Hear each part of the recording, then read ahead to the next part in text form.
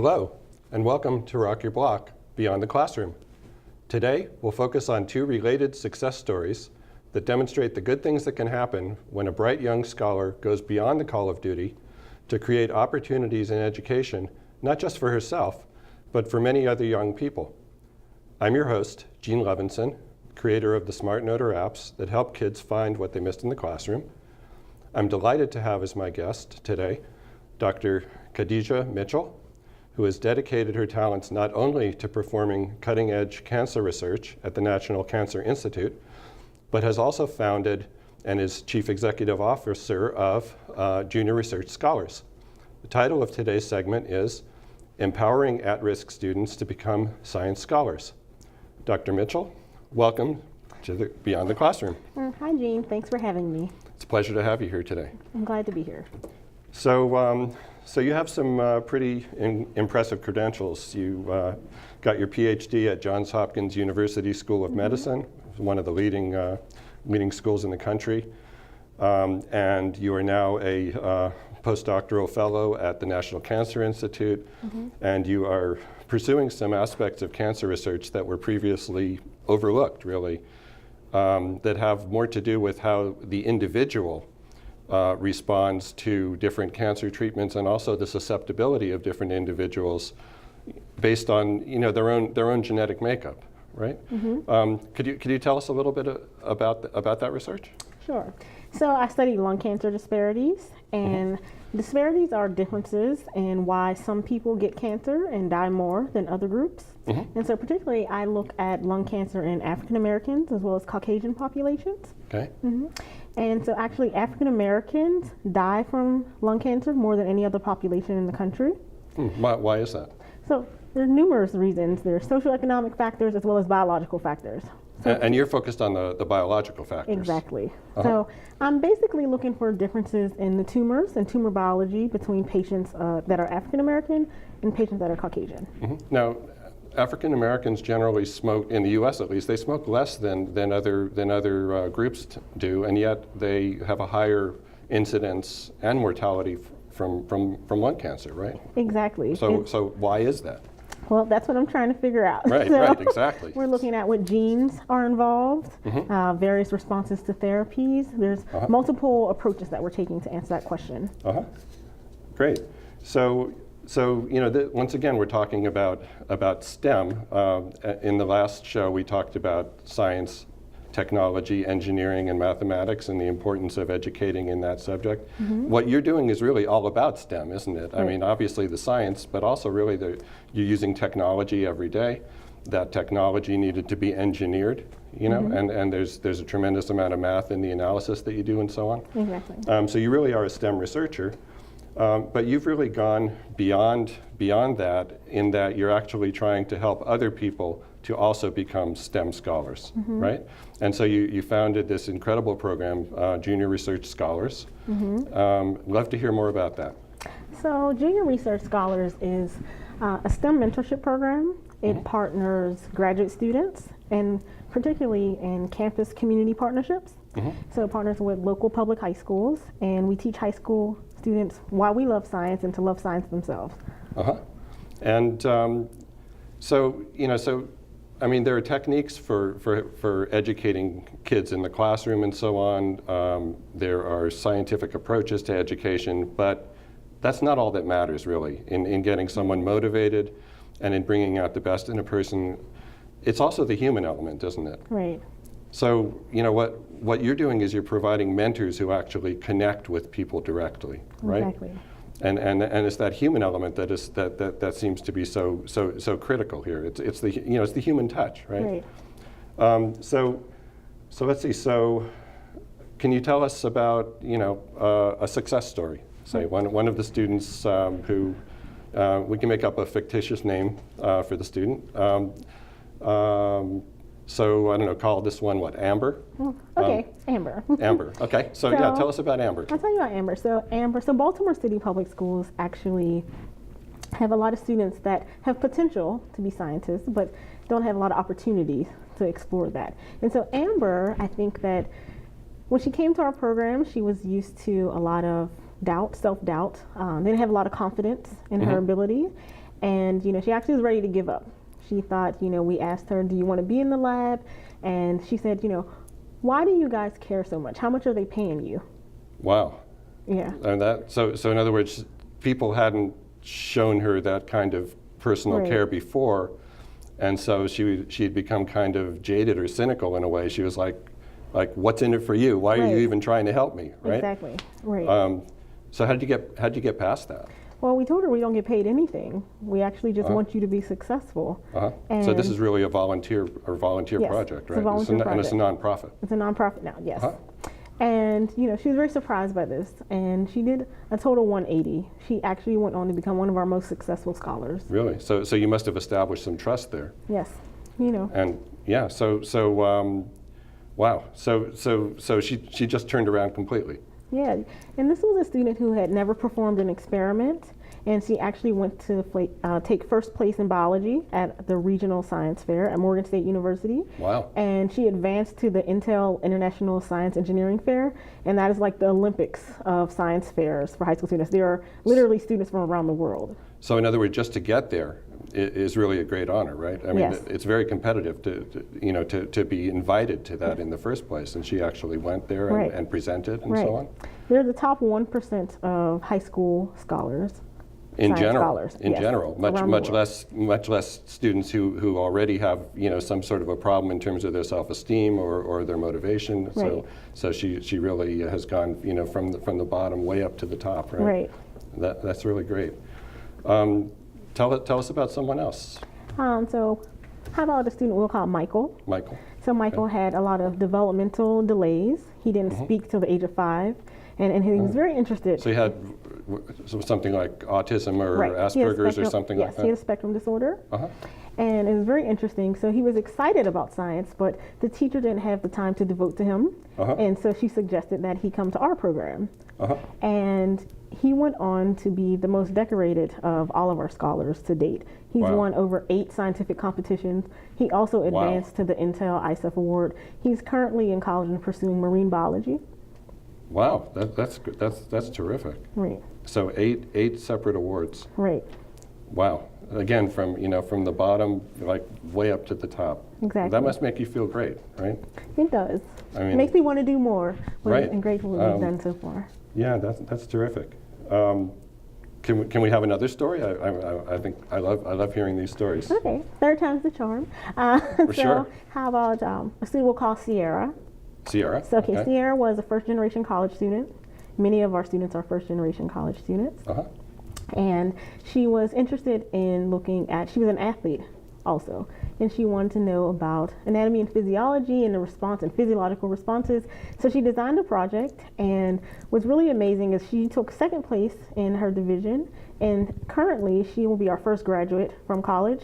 Terrific. It's really amazing. So we stay with our students, and she actually had an internship at Boeing this summer. She's an engineer. She'll be an engineer. Wow. And she's pursuing her PhD in systems biology. Really? Oh, terrific. Yeah. Terrific.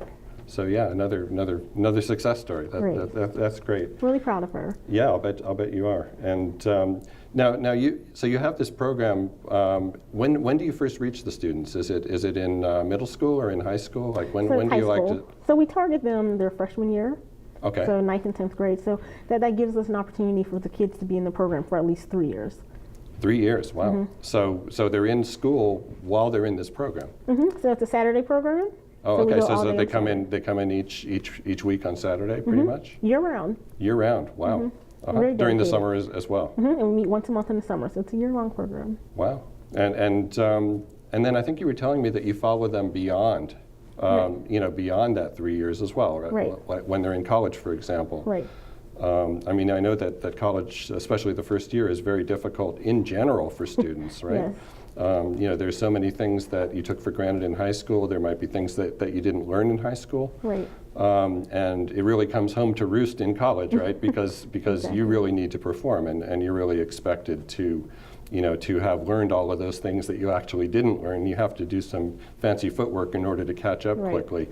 Those students, I would think, need a lot of support. Right. So you were telling me, I think, that you actually continue to support these students after the 3 years, like when they're in college, for Right. example, right? So we have a motto, it's once a mentor, always a mentor. And so students that come through our high school pipeline, we also support them when they're in college. So we have a virtual mentorship program.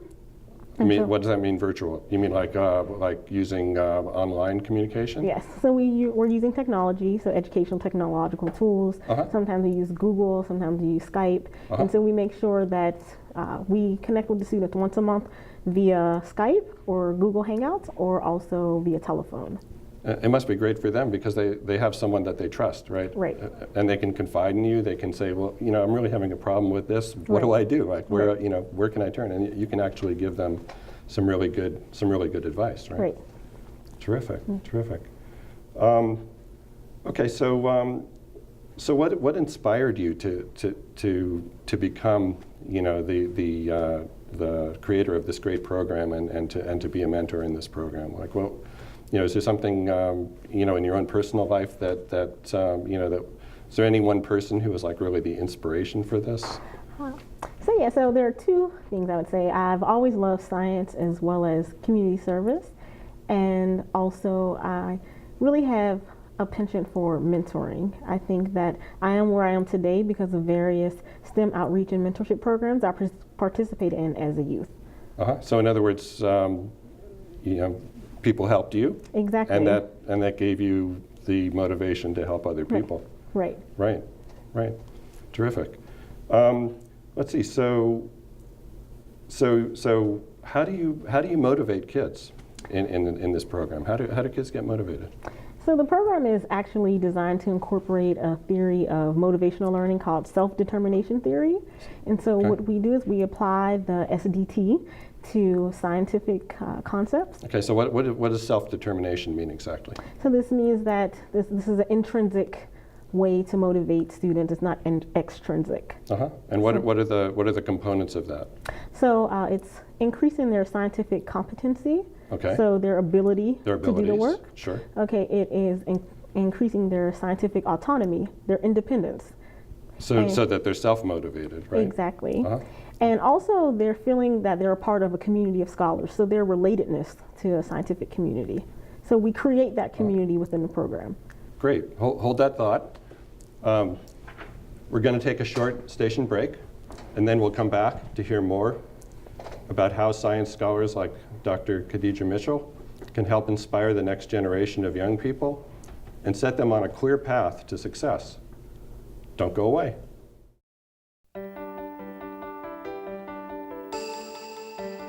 I helped turn my child's public school into a whole new kind of school. One with a curriculum that really motivates kids.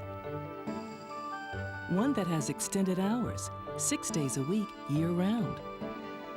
With loads of academic, cultural, and recreational activities. One that has support services like medical and dental right there.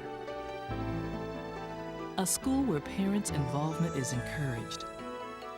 Where teachers have more time to teach. And students are excited about learning. There's just one problem.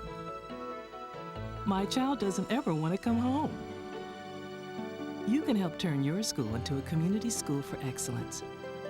Find out how. Call 1-877-LOVE-TO-LEARN. Welcome back. You're watching Rock Your Block and today's segment of Beyond the Classroom. Our special guest today is Dr. Khadijah Mitchell, founder and CEO of Junior Research Scholars. And today we are learning how Dr. Mitchell is empowering at-risk students to become science scholars. So we're back. So let's talk about how we're doing in the United States with STEM education in general, and because we know that there are some problems, but we also know that programs like yours are addressing those problems. So how is Junior Research Scholars helping to deal with the problems, and what are some of the statistics about STEM education in the U.S.? Okay, well, Gene, we know that 30% of U.S. 8th graders are actually proficient in science and math. 30% are proficient. Yes. So 70% are not. Okay. Right, effectively. Okay, but it's better to state it positively. Okay. Yes. Right. So programs like Junior Research Scholars, we actually are working on increasing student proficiency, and so as well as interest. So the logic is if they're more interested in science, that they will excel in scientific coursework as well as associated classes. Right, right. Now, you started this program with inner city students in Baltimore, right? Or Baltimore, as they say in Baltimore, right? Yes. Since we're near Baltimore, we need to say Baltimore.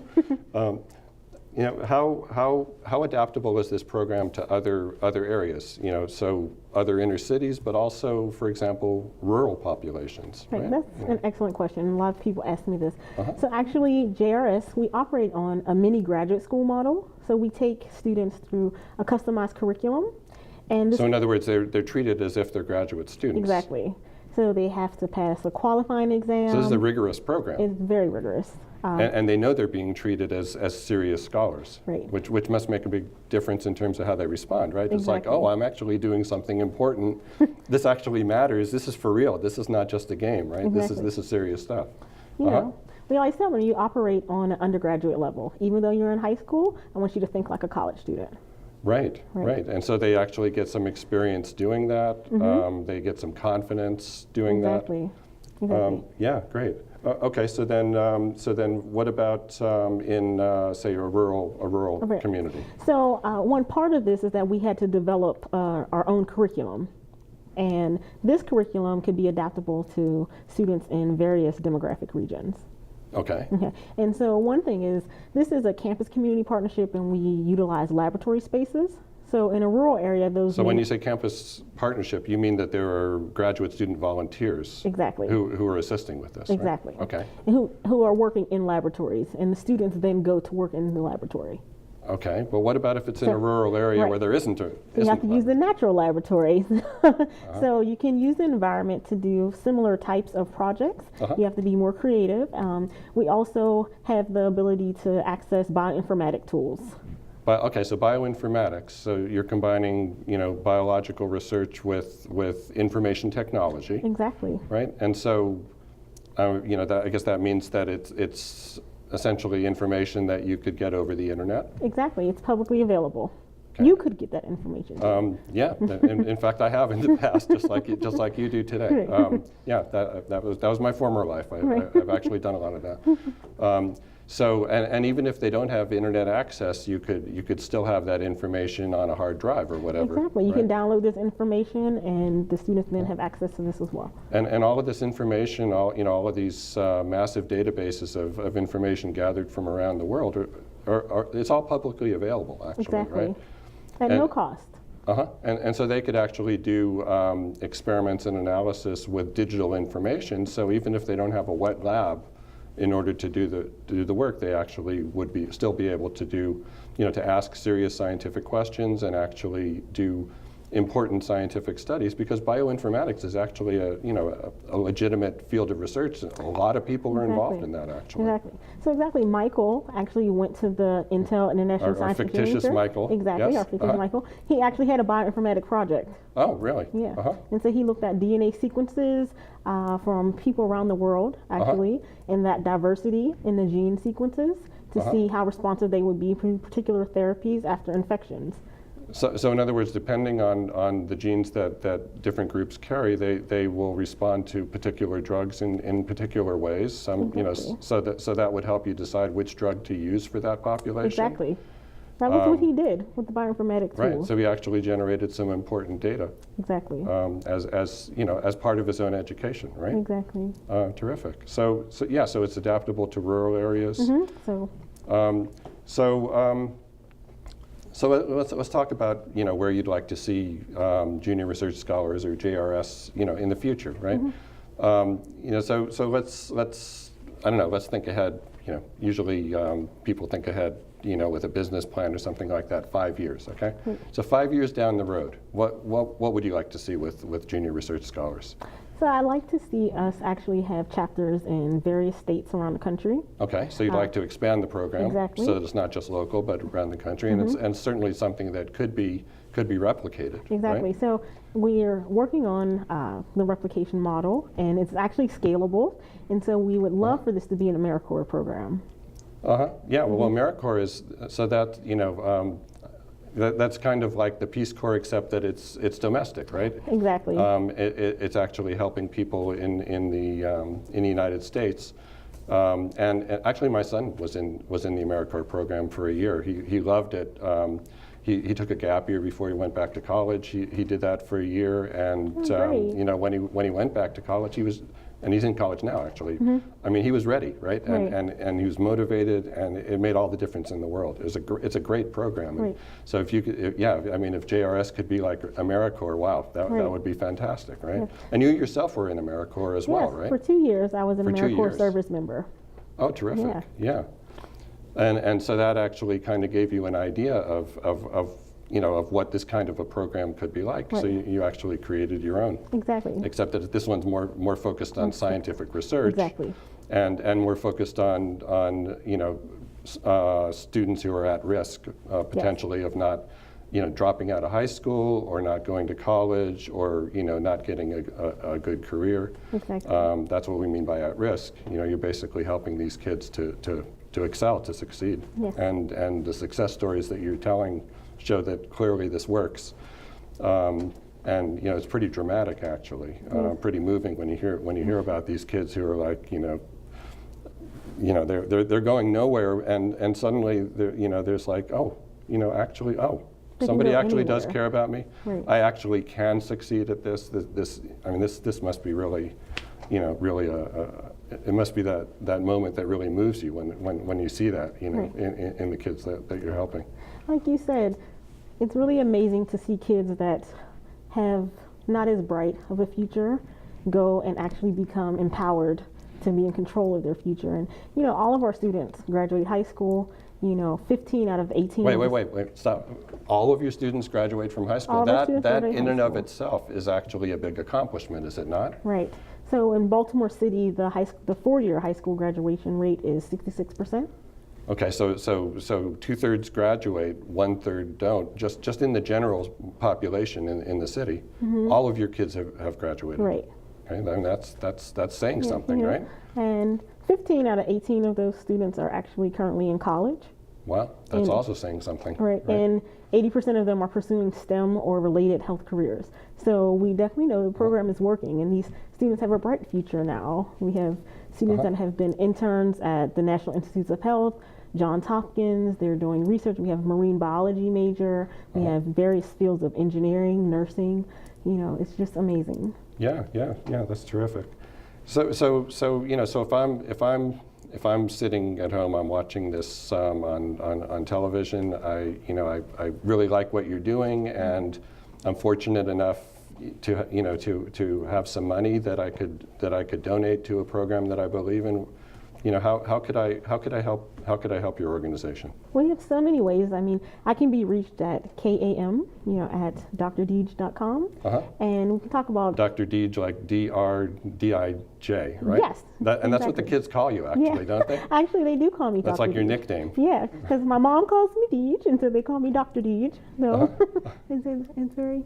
So they could reach you that way? Yeah, you can reach me that way. And there's access to, we can talk via phone or email, and there's many ways. We actually love that people can bring their own skill set, so you could either volunteer your time as well as. So it's not, really. So it's not only if you're fortunate enough to have money to donate, it's Right. also donating what you have to offer as a person. Exactly. And that's at least as valuable, really. Exactly. Everyone has something to give. This is how we view. Right. So there's a lot of ways that people could help. Right. We have some people who drop in and actually mentor for a day. We have people who donate their graphic design skills, people who donate their science, so many different ways.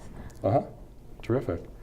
And when I was asking you earlier if there was one person who inspired you to go on to do what you're doing, you mentioned your mom. Yeah. actually. Tell us a little bit about that. So my mom always says is my #1 fan.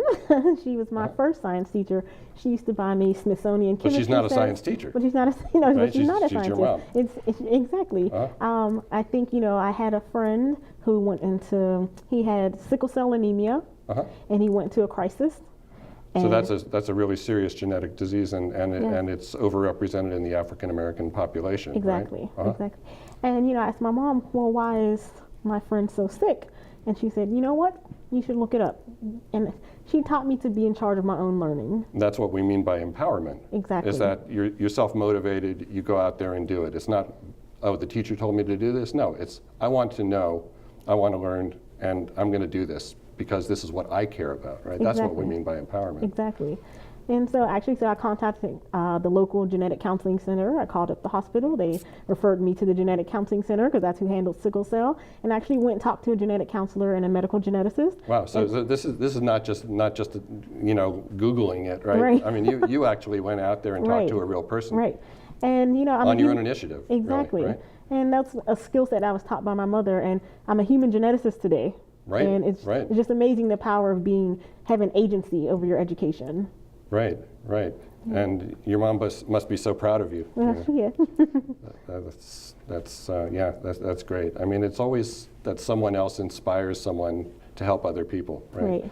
And it comes from somewhere. It comes from, having that one person who you connect with who really means something to you personally.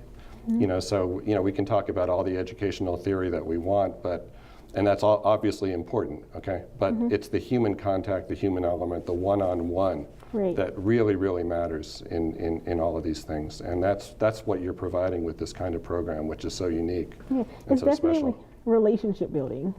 Just like you said, it's building this relationships with the mentees and further advancing. Right. And unfortunately, we're out of time. Time always goes so quickly. Dr. Mitchell, it's really been a genuine pleasure to have you as our guest today. Your dedication and efforts to help kids achieve great things is truly an inspiration for us all. Just one more example of how we do have the power to tackle challenging problems. We really do have a bright future in education. We can make the world a better place for all. Thanks for sharing this inspiring story, which is still being written. I, for one, look forward to seeing the next chapters. Please join us for the next segment of Rock Your Block, Beyond the Classroom. I'm your host, Gene Levinson. Thanks for watching. Bye now.